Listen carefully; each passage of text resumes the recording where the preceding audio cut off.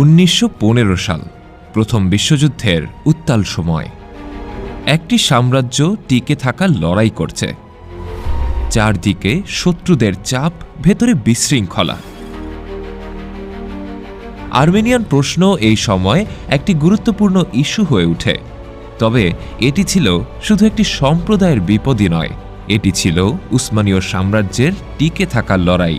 হ্যাঁ, সুপ্রিয় দর্শক মণ্ডলী, খিলাফতে উসমানিয়া সিরিজের আজকের পর্বে আমরা আলোচনা করব সেই সময়ের বিতর্কিত অধ্যায়টিকে নিয়ে, যা ইউরোপিয়ানদের কাছে আর্মেনীয় গণহত্যা নামে পরিচিত।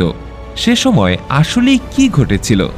আজ আমরা সেই অন্ধকার অধ্যায়ে ফিরে তাকানোর চেষ্টা করব এবং প্রত্যেকটি প্রশ্নের উত্তর খোঁজার চেষ্টা করব।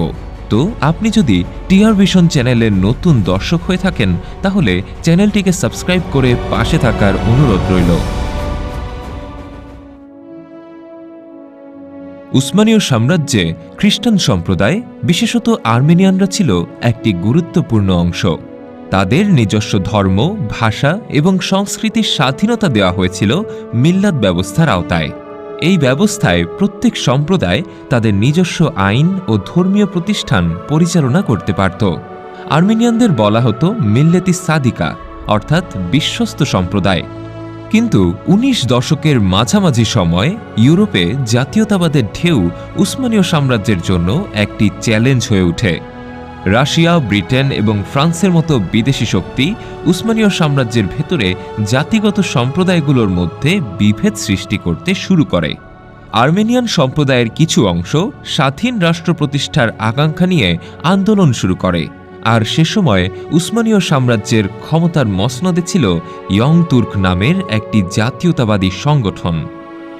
আর্মেনীয়দের আন্দোলন শুধু রাজনৈতিকভাবেই সীমাবদ্ধ ছিল না। কিছু আর্মেনিয়ান গোষ্ঠী রাশিয়ার সঙ্গে হাত মিলিয়ে উসমানীয় সাম্রাজ্যের বিরুদ্ধে সশস্ত্র বিদ্রোহ করে।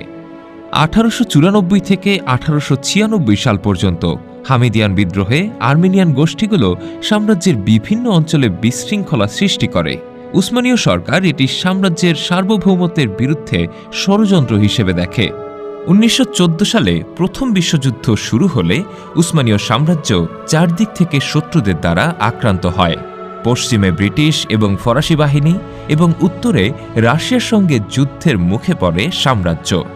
এই সময় কিছু আর্মেনিয়ান গোষ্ঠী রাশিয়ার পক্ষে উসমানীয় সেনাদের উপর আক্রমণ চালায়। আনাতোলিয়া অঞ্চলে আর্মেনিয়ানদের একাংশ সামরিক কার্যক্রমে জড়িয়ে পড়ে, যা সাম্রাজ্যের জন্য বড় বিপদের কারণ হয়ে দাঁড়ায়। এই অবস্থায় উসমানীয় প্রশাসন একটি কঠিন সিদ্ধান্ত নিতে বাধ্য হয়।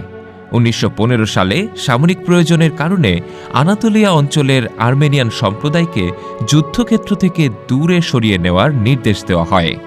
এই স্থানান্তর মূলত সামরিক নিরাপত্তার জন্য নেওয়া একটি পদক্ষেপ ছিল, কিন্তু এই স্থানান্তর সহজ ছিল না।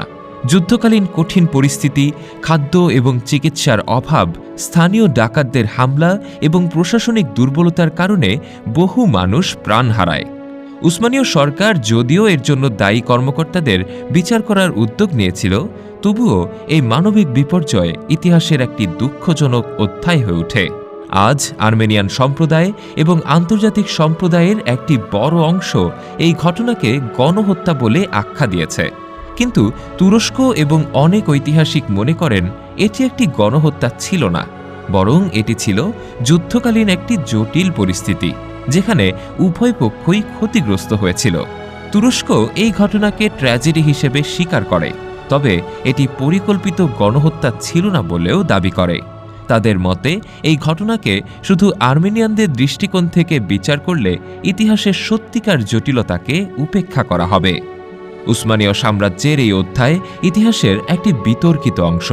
এটি আমাদেরকে শেখায় অনেকক্ষণ নেতৃত্ব, ক্ষমতার লোভ এবং ফলাফলের যুদ্ধ, যেগুলো কখনোই মানবতার জন্য সুখকর ফল বয়ে আনতে পারে না।